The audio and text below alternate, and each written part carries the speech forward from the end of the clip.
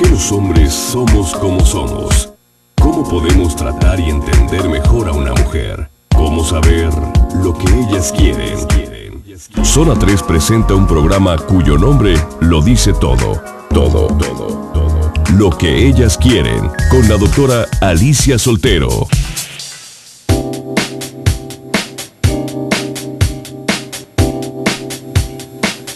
¿Qué tal? Buenos días, ¿cómo está?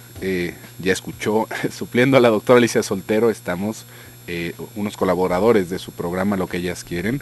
Está mi compañera Gabriela Maldonado. ¿Qué tal, Gaby? ¿Cómo estás? Muy bien, José Luis, ¿tú qué tal? También muy bien, y aquí su servidor José Luis Amarripa.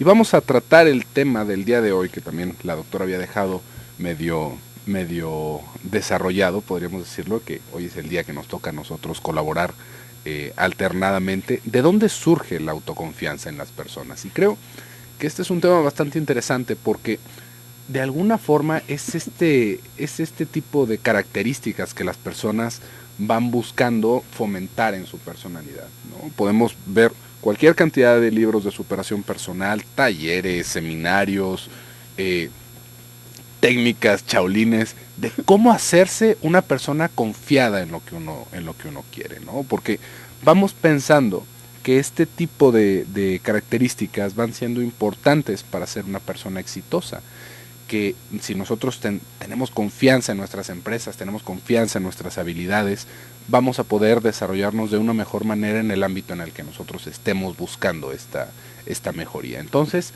así como en algún momento se puso de moda la autoestima, ¿no? Es que yo necesito tener una autoestima elevada. Luego, los hábitos de la gente exitosa, también puede llegar a entrar así esta parte de la autoconfianza. Y si bien no podríamos decir, vamos a tomarnos unas pastillas de vitaminas para aumentar la autoconfianza, sí vamos a poder hacer una reflexión de realmente cuáles son los rasgos de personalidad o cuáles son las experiencias que nos pueden ir dando este tipo de características, porque efectivamente hay personas que son muy sabiondas, que realmente están muy instruidas en lo que hacen y les da miedo hacerlo, ¿no? Les da miedo, titubean, no tienen tacto para hacer las cosas, y esto por supuesto que acaba teniendo una repercusión detrimental en sus desarrollos profesionales, en sus desarrollos, también lo podríamos pensar en lo personal, ¿no?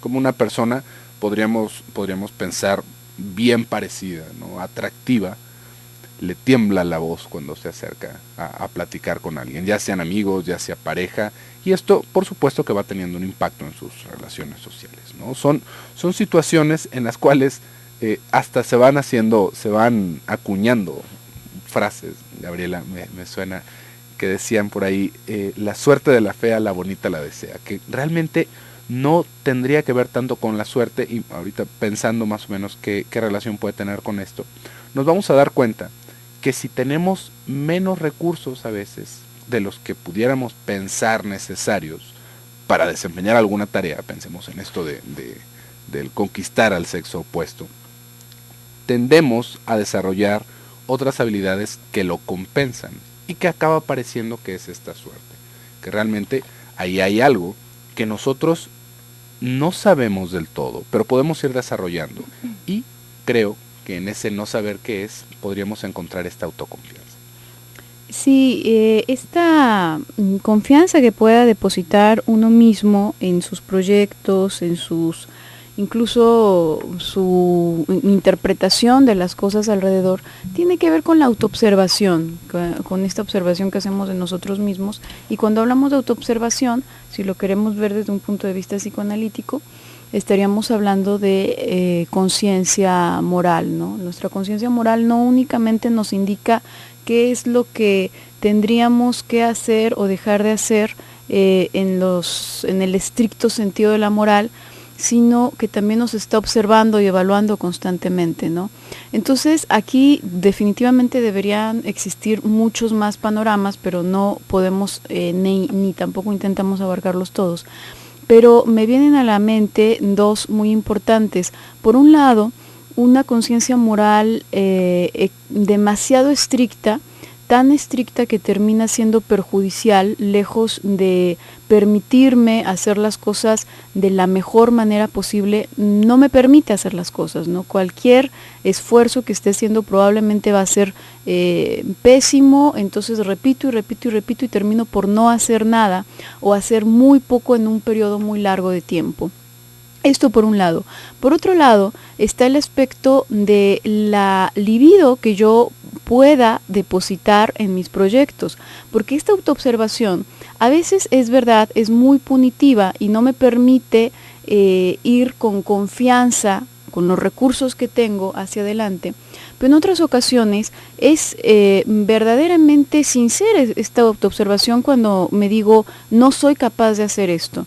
¿Y por qué no soy capaz de hacer esto? Porque no he hecho nada para lograrlo, ¿no? Muchas personas se encuentran en esta situación en donde vamos a pensar, por ejemplo, en un adulto joven que está buscando salir de casa y se dice, no soy capaz de valerme por mí mismo. A lo mejor tiene toda la razón, a lo mejor en efecto no tiene los recursos para valerse por sí mismo y lo que sucede es que le da mucha flojera hacerlo, ¿no? Se siente como una empresa inalcanzable, pero se siente como una empresa inalcanzable, en el primer caso pensaríamos en relación al ideal tan exagerado, por un super yo sádico, por una conciencia moral sádica, y en este otro caso pensaríamos, se siente como una meta inalcanzable en contraste con el poco deseo que tengo de lograrlo realmente, ¿no? Porque podemos fantasear mucho y nos podemos imaginar, sería padrísimo sacarme la lotería, ¿no? Por ejemplo, entonces que ya estuviese todo dado, pero yo hacerlo, yo irlo construyendo poco a poco, eso sé de anticipado que me va a costar mucho trabajo y es algo que donde mi deseo no está tan puesto como para verdaderamente meterme por ahí. Ahora, habrá personas que no tengan, que tengan una libido verdaderamente dispersa y no esté depositada en nada realmente. Entonces se sienten como que no hay nada que puedan hacer, pero en realidad no hay nada que quieran hacer, ¿no? Uno se pregunta, bueno, ¿y qué quieres estudiar? ¿A qué te quieres dedicar? Bueno, pues a lo mejor a tal o a lo mejor a cual, cosas que no tienen ninguna relación entre sí mismas, ¿no? Pero ¿por qué? ¿Qué quieres hacer? Pues no sé, estudiar, porque se supone que ahorita me toca estudiar y estudiar, ¿no? Y ya después veré qué hacer. Pero no está un deseo fuerte apuntando hacia alguna parte. Verdaderamente, lejos de la noción cursi, romántica que se tiene acerca de, es que si quieres puedes, no, muchas veces no. Pero el simple hecho de querer hacer algo ya nos marca una meta y nos da como una cierta potencia de actividad que nos va a mantener ocupados, que nos va a mantener entretenidos y nos va a mantener vivos durante ese periodo de tiempo, ¿no? Muy probablemente a la mitad del camino se vaya a diversificar ese camino, se vaya a ramificar en muchas otras cosas y a lo mejor termino haciendo una cosa muy distinta, pero la diligencia con la que fui caminando era gracias al deseo muy intenso que estaba puesto en algo. Cuando no está este deseo intenso puesto en algo, tendríamos que preguntarnos, entonces, ¿dónde está puesto el deseo? Vamos otra vez con este ejemplo del adulto joven que no cree poder valerse por sus propios medios y está dependiendo entonces de casa. Muy probablemente el deseo de esa persona está, de hecho, depositada en los padres. No es que haya personas, no es que existan personas realmente sin deseos o sin expectativas. Lo que pasa es que hay que buscar dónde sí están depositadas esas expectativas y esos deseos, y entonces nos podremos dar cuenta que si están en la casa de los papás, si está en los papás el deseo y toda la expectativa, pues entonces no necesita moverse. Entonces es lógico que afuera, en el mundo de afuera, no exista una pareja, no exista un trabajo, ninguna carrera, ninguna actividad que le vaya a despertar un deseo suficientemente grande como para que se convierta en algo que bulla, porque finalmente el deseo es algo que casi aunque no queramos y aunque vayamos titubeando, nos empuja, nos obliga a hacer muchas cosas, ¿no? Entonces, si esto no ocurre en muchas personas, es porque su deseo ya está colocado en un sitio en donde está siendo parcialmente satisfecho y no ve ninguna necesidad de moverlo de ahí, ¿no?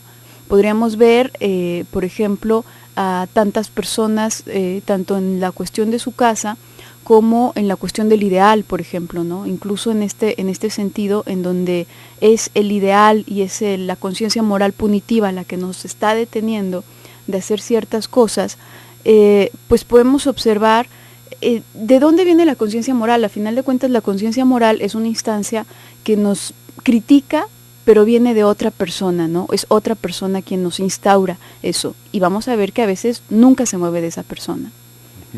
Y bueno, por el momento vamos a ir un pequeño bloque comercial. En un momentito continuamos con el tema.